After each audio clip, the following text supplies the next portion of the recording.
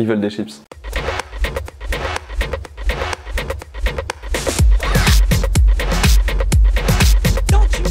Salut Thomas. Salut. Ça va? Mais ça va. Tranquillement. Tranquillement. Mais par contre, tu m'as cassé mon truc. Je voulais pas dire que je m'appelle Thomas et tu m'as... Mais je vais te dire de te présenter, donc tu peux le faire. Okay. Bah, c'est trop tard, les gens ils vont plus y croire maintenant. Bah je m'en vais. Bon, monsieur, pourriez-vous vous présenter, s'il vous plaît? Ouais, je m'appelle Thomas Lépine et puis je suis graphiste, on va dire, dans l'animation. L'animation quoi? L'animation 3D, 2D, en fait je fais la pré-production donc ça peut toucher à plein de trucs. Et du coup c'est ta passion? Et du coup c'est ma passion. Et ton métier? Et mon métier. Quelle chance fantastique! Et effectivement. On ne fait pas tous ça.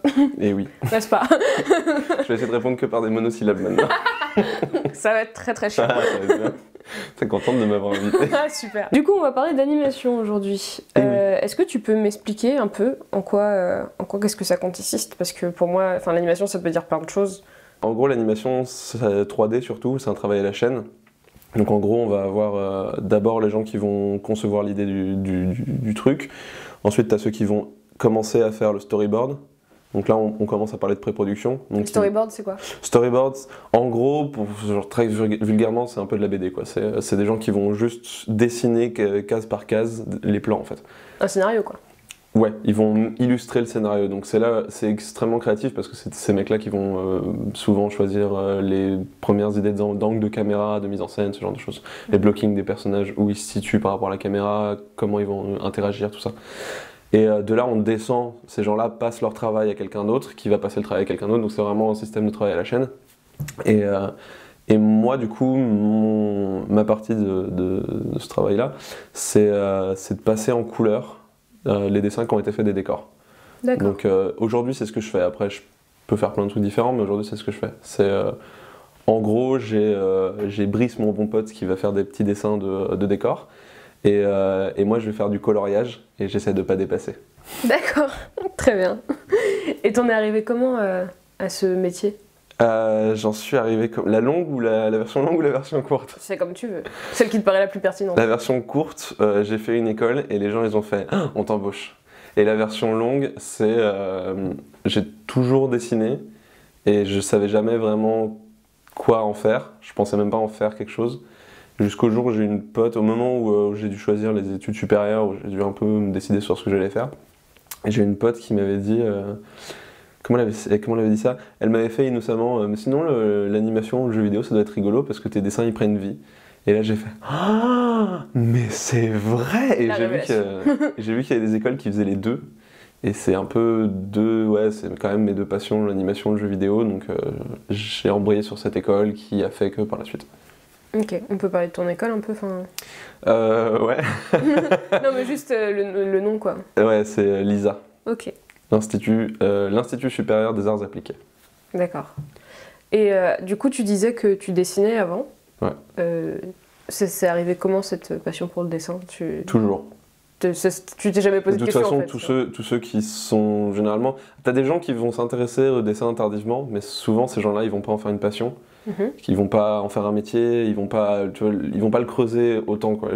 J'en connais des gens comme ça qui dessinent un peu, qui c'est venu un peu plus tardivement, mais souvent, si ce n'est tout le temps, tous les gens avec qui je travaille, c'est des gens, quand on leur pose cette question, c'est toujours la même réponse. C'est juste quand on est petit, tout le monde dessine, et il y en a qui s'arrêtent pas. Ok. Donc voilà, c'est mon cas.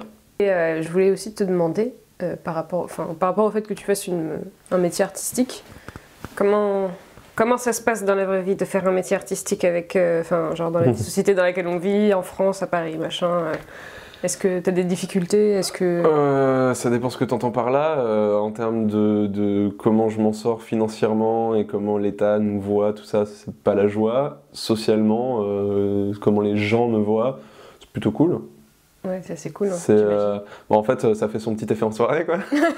Quand on fait « Et toi, tu fais quoi ?» Je fais des dessins animés et tout le monde a les yeux qui commencent à briller et tout. Et s'ils n'ont pas les yeux qui brillent, je sais que je peux partir de cette soirée parce que les gens, ils vont pas je ne m'adresserai plus jamais à cette personne. Ils vont pas me comprendre, en fait. Ils vont parler de... Je suis sûr qu'ils doivent être en train de faire « Et donc, toi, t'as combien d'intérêt sur cet achat de cet appartement ?» Et moi, je serais là en train de faire « T'as vu Pokémon hier? C'était trop bien. » Donc forcément, ça colle pas. Ouais. Mais sinon, après... comment la société me voit, c'est souvent comme Un saltimbanque. Ah ouais, c'est soit un saltimbanque, soit une sangsue, soit un mec qui perd son temps et qui peut pas, qui ne vit pas de ce qu'il fait, ou ce genre de choses. Souvent, c'est un peu un échec. Alors qu'en vrai, ça va, j'ai un prêt étudiant qui m'handicape, mais à part ça, je vis. Ça. Par rapport à ton travail perso, ouais. Comment tu définirais ton style? Enfin, c'est quoi ce que tu aimes faire, ce que tu...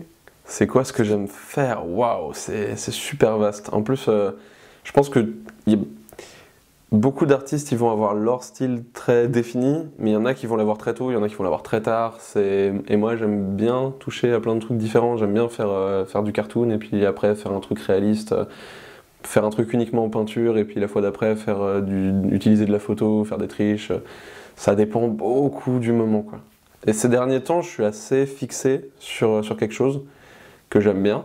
Et on va dire que c'est plutôt réaliste dans l'approche. Mais après, je me fais plaisir sur la couleur. Je fais des couleurs parfois qui tendent limite vers des trucs un peu psychédéliques ou des trucs un petit peu plus fantasy. J'aime bien jouer sur les deux, quoi. Et tu travailles toujours sur un ordinateur? Ouais. Je travaille toujours sur un ordinateur, sur ma Cintiq. Et après, idéalement, j'aimerais m'acheter. Mais de toute façon, c'est toujours sur une Cintiq, c'est toujours sur un outil numérique. Donc la Cintiq, c'est... pour expliquer... La Cintiq, c'est... en fait, c'est comme un papier, mais que ça va être sur l'ordinateur. Ouais, c'est une tablette. J'ai une énorme tablette. C'est pas vraiment une tablette, parce qu'une tablette, ça va être juste une surface plane sur laquelle on peut dessiner ou on peut écrire. Et une Cintiq, c'est un écran, en fait. Donc là où une tablette, tu as cet exercice très désagréable d'avoir à regarder l'écran et en même temps tu es en train de dessiner, donc tu regardes pas ta main, ce qui est pas vraiment naturel au final. Quand on est petit, on est comme ça avec les yeux sur le papier. La Cintiq, ça reproduit un peu ce truc là, parce que du coup j'ai ma tablette avec un écran du coup intégré, et du coup je dessine en regardant ce que je fais, quoi.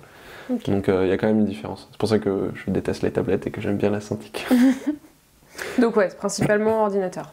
Principalement ordinateur. À un moment, je vais retourner, je pense, sur de la peinture traditionnelle, mais je n'ai pas encore eu la foi d'y revenir, parce que c'est quand même contraignant sur pas mal de choses. Donc, et puis, il faut connaître, en plus de tout ce qui est théorie de la couleur, en plus que tout ce qui est composition, tout ça, il faut aussi savoir physiquement comment traiter son matériel en fonction de la peinture qu'on utilise. Est-ce qu'elle est très aqueuse, est-ce qu'elle est très épaisse, comment ça va réagir avec quel papier. Donc c'est quand même des trucs très compliqués. Parfois il faut laisser le papier sécher pour pouvoir repasser une nouvelle couche. Donc c'est beaucoup de contraintes que j'ai pas forcément le temps de me donner. J'ai pas le luxe de me donner tout ce temps-là.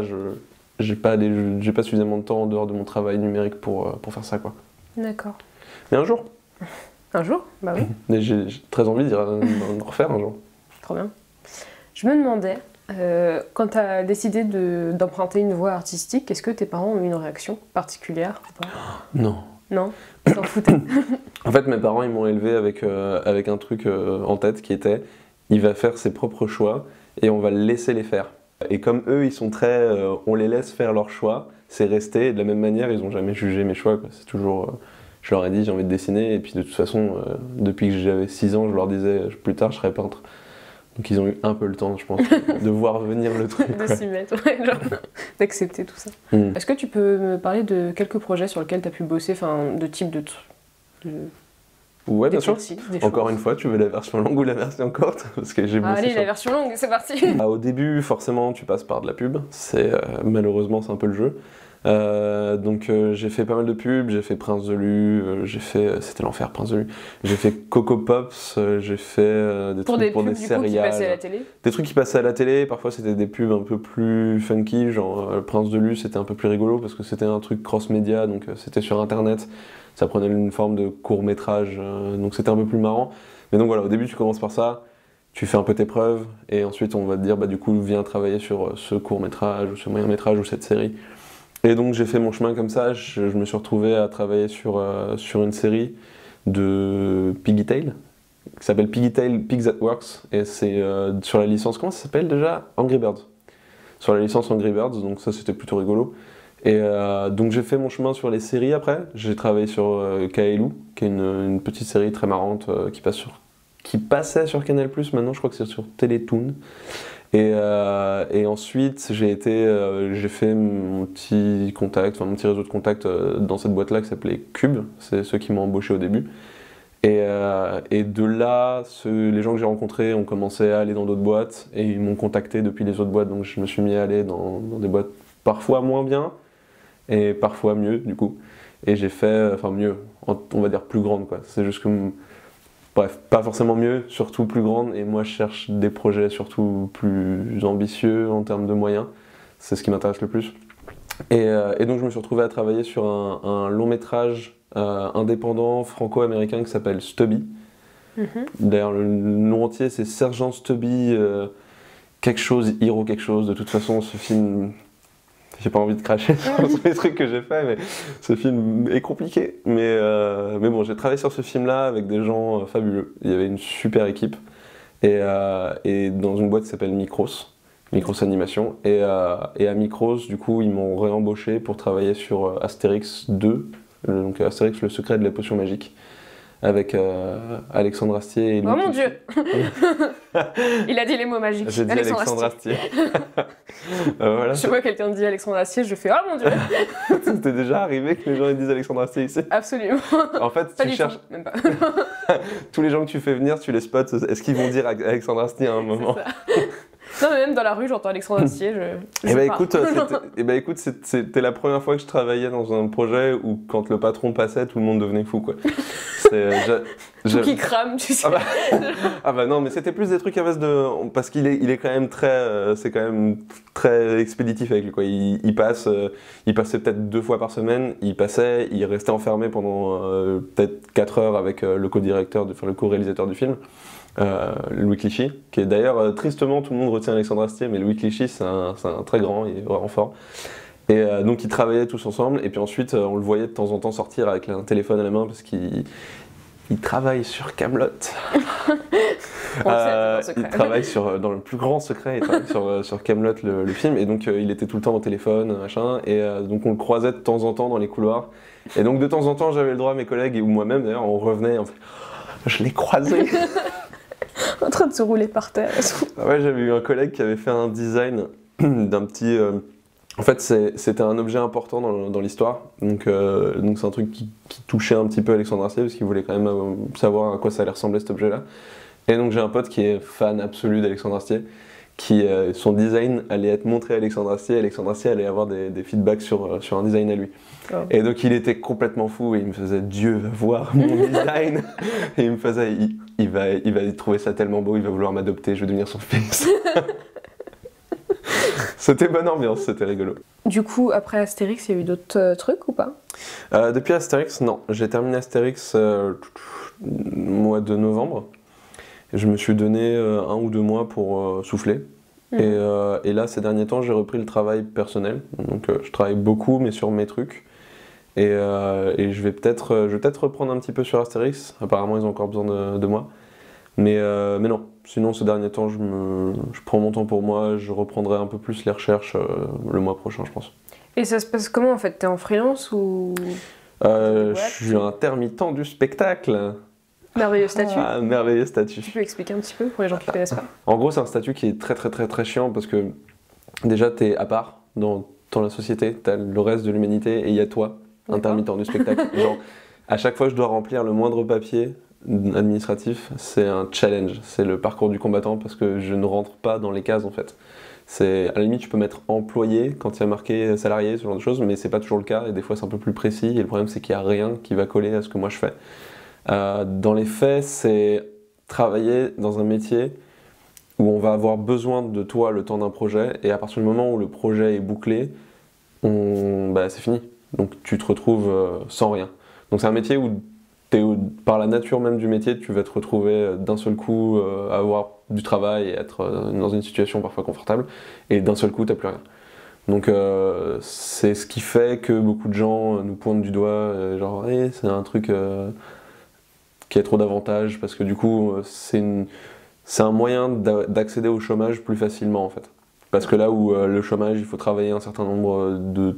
Je sais pas exactement comment ça fonctionne du coup le chômage normal, mais il me semble que il faut travailler un certain nombre d'années et du coup plus on travaille, plus le chômage est intéressant quand on est au chômage.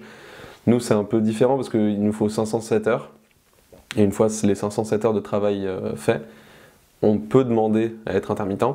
Et quand on est intermittent, du coup, dès qu'on n'a plus de travail, on a un chômage qui arrive. Donc c'est vraiment un truc bien plus instantané, quoi, en fait. Le seul truc, c'est que, et c'est là où les gens ils s'arrêtent un peu là, ils se disent ah c'est trop bien, genre tu peux bosser, je sais pas, un mois quelque part, et juste après t'as direct ton chômage, et ça se passe super bien et c'est trop confortable. Bah en fait ils s'arrêtent là et la réalité des choses elle est tout autre, c'est que bah du coup nous notre chômage il dure pas longtemps. Et il est bourré de plein de petites règles qui fait que qu'on nous enlève le plus possible de jours de chômage, qu'on se fait bien baiser quand même. Et dans les faits, du coup, c'est toujours un petit peu compliqué, quoi. Dès qu'on peut, dans ce milieu-là, on cherche à virer freelance, qui du coup est moins certain, enfin moins confortable, sécurisé, mais dans lequel on vit mieux parce que bah, à partir du moment où on a un bon carnet d'adresses et que les métiers, enfin que les emplois peuvent s'enchaîner, on gagne mieux sa vie, quoi. Est-ce que tu pourrais me parler un peu des cours que tu as suivis quand tu étais dans ton école à l'ISA? C'était d'abord une prépa, donc c'était sur 4 ans. J'ai d'abord fait une prépa artistique. Après le bac, donc? Après le bac. Ok. Donc après le bac, j'ai fait une prépa artistique où on voyait un peu les bases, un peu tout, la perspective, les couleurs, tout ça. Ouais, donc c'était assez vaste. Ça nous préparait pas forcément à l'animation, mais ça nous préparait à tous les métiers artistiques. Et une fois cette année de prépa passée, là je me suis spécialisé. Dans mon école, on doit faire du coup un choix entre FX, animation 2D, animation 3D, jeux vidéo. Et donc moi, je me suis retrouvé un peu, comme je l'ai dit plus tôt, j'aime autant l'animation que le jeu vidéo, et je me suis retrouvé un peu le cul entre deux chaises. Et je suis venu et je leur ai dit je veux les deux, et ils m'ont fait non, tu choisis. Et et j'avais joué cette année-là un jeu qui s'appelle Shadow of the Colossus, qui a été une monumentale claque, qui était vraiment un jeu incroyable artistiquement. Enfin, c'est vraiment un jeu qui va beaucoup plus loin. En tout cas à l'époque quand il est sorti, et même au moment où moi j'ai joué, qui je trouve aller plus loin dans tout ce que ça faisait passer en termes d'émotion, artistiquement, tout ça. Et du coup je me suis rendu compte du potentiel de ce médium, et je me suis dit ok banco, je pars sur le jeu vidéo. Donc j'ai fait 2 années d'études supérieures en jeu vidéo. Une qui s'est passée super bien, où on était la Dream Team et c'était trop la folie, j'étais un des meilleurs de la classe, et c'était genre wouh. Et une où on s'est tous entretués, ça a été 1 an d'enfer, le jeu était une chiasse pas possible, c'était infernal, c'était vraiment un tunnel. Et donc voilà, j'ai eu ces 2 expériences, bonnes et mauvaises, c'était intéressant dans tous les cas, qui ont du coup été suivies par un jury, où j'ai été amené à rencontrer des gens d'Ubisoft qui étaient intéressés pour me prendre en stage. Mais moi j'étais... c'est un truc assez commun, des gens qui dessinent, et de toute façon je pense des artistes de manière générale, c'est de se flageller, c'est de dire non je suis pas assez fort, je suis nul. Et donc du coup je me suis dit que non, j'avais pas les épaules pour enchaîner tout de suite, et j'ai fait une année en plus d'études qui était optionnelle et qui était du coup dans l'animation 3D. Et c'est pour ça que là où Shadow of the Colossus m'avait ouvert les yeux sur la magie du jeu vidéo, et ben en fait je suis parti faire de l'animation 3D. Et j'ai été embauché après cette année où j'ai travaillé sur un court-métrage, et ça m'a permis d'avoir mon premier job à Cube tout de suite après. Okay. Donc c'était surtout enrichissant dans le fait que ça met en connexion les gens en fait. Là où je trouve qu'au final, peut-être pas toutes les écoles, mais une bonne partie des écoles, en fait, il faut être très autonome. De toute façon, les profs, ils peuvent te dire un peu ce qu'ils veulent, mais dans les faits, il va falloir que tu bosses tout le temps pour toi, que tu fasses tes peintures, que tu travailles. Donc au final, il y a un truc assez... tu payes pour qu'au final, tu fasses les choses dans ton coin. Donc c'est un peu... Parfois, il y a des gens qui l'ont mal vécu. Moi, je me suis rendu compte que par contre, ça te mettait en connexion avec tous ces gens très passionnés qui venaient faire ces études avec toi, et du coup, les gens se tiraient vers le haut, il y avait des belles rencontres, donc ça a apporté tout ça, quoi. Est-ce que tu as des projets, des projets fous? Genre là, on te dit demain tu réalises tout ce que tu veux J'ai des au projets, niveau de l'animation. si demain on me dit je peux aller où je veux, je vais aux États-Unis. Je vais voir Trump parce que c'est trop mon copain. Et Trump.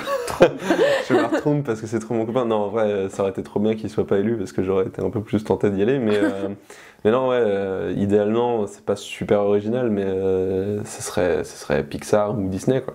Ouais. Mais comme il y a tout le monde, enfin, il y a beaucoup de gens qui veulent y aller, donc c'est pas gagné quoi. Ouais, mais du coup, tu voudrais faire des films d'animation pour toujours? Bah en fait, oui et non. En fait, c'est plus que maintenant que j'ai bien établi que oui, je préfère clairement faire des longs métrages à faire de la série, même si j'aime bien faire de la série. J'ai adoré travailler sur un long métrage et j'ai adoré travailler dans une boîte plus grande. Et du coup, je me dis, bah, en fait, ça me paraît qu'une évolution logique, quoi, d'aller vers plus grand, vers plus de moyens, plus de possibilités, voilà. Et pour moi, bah, ça a toujours été Pixar, quoi. Toujours plus Pixar que Disney, Disney aussi, de toute façon. Mais moi, mon court-métrage d'animation, c'était mon projet. Donc, le premier truc que j'ai imposé à mon équipe, c'était de... Le premier plan, il fallait que ce soit une référence au papier peint d'Andy dans Toy Story, quoi. Ouais. J'ai grandi avec ça et c'est un peu ça aussi qui me motive. Donc si tous mes rêves les plus fous pouvaient se réaliser, j'irais à Pixar.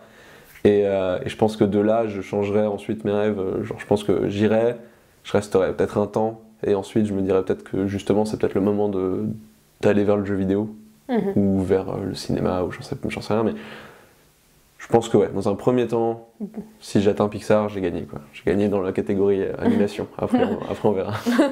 Est-ce que si tu as des jeunes qui cherchent à aller dans cette voie de l'animation, tu aurais des choses à leur dire que toi tu aurais aimé savoir au moment où tu as commencé? Que j'aurais aimé savoir au moment où j'ai commencé. Enfin, où tu as commencé, où tu allais te lancer quoi, genre au niveau rythme de vie, niveau travail. Bah, c'est un truc de toute façon qu'on se rend vite compte quand on arrive en prépa, parce que bon, c'est une prépa quoi, t'as ce truc de, comme toutes les prépas où tu travailles comme un taré, et, tu fais des nuits blanches, et voilà. Mais t'as un peu dans un coin de ta tête, tu te dis c'est une prépa ou c'est une mana, et tu te dis du coup c'est normal que ce soit ça, et après ça va être plus cool. Non, après ça sera pas plus cool.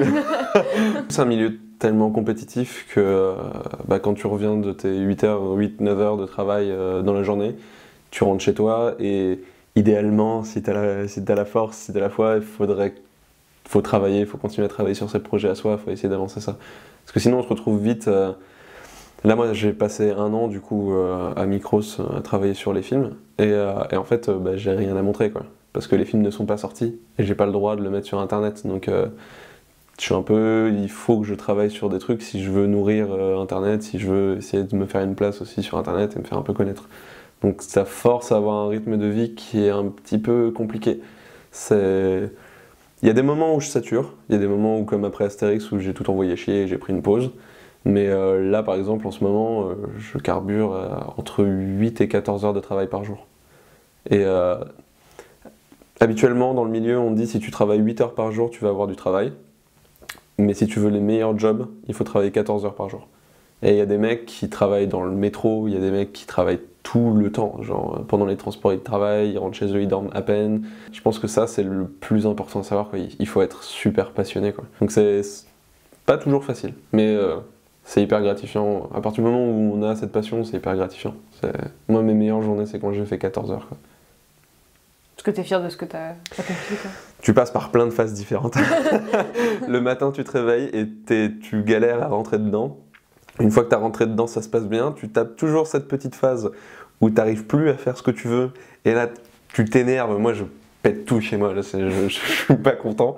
Et quand j'arrive à débloquer ce petit truc, généralement ça arrive vers, en soirée, je me retrouve à taffer, je sais pas, de 23h jusqu'à 4h du matin, j'enchaîne juste parce que j'ai réussi à débloquer, et c'est super agréable. Le moment où ça y est, t'as tilté comment l'image elle va fonctionner, comment faire pour qu'elle soit cool. Putain, ça s'enchaîne. T'es dans cette zone où presque t'arrêtes de réfléchir parce que toutes les règles de couleur, de lumière, machin, tu finis par les connaître. Et quand t'as compris comment t'allais faire ton truc, bah t'as toutes ces connaissances que t'as accumulées qui juste s'imposent par elles-mêmes et ça devient presque un truc qui t'entraîne. Ouais. Et c'est trop bien. Du coup, tu termines la journée, t'as été productif quand t'as travaillé 14 heures. J'espère que si vous travaillez 14 heures, vous êtes productif. Et du coup, c'est hyper gratifiant. C'est vraiment cool. Après, tu sors, tu vas picoler.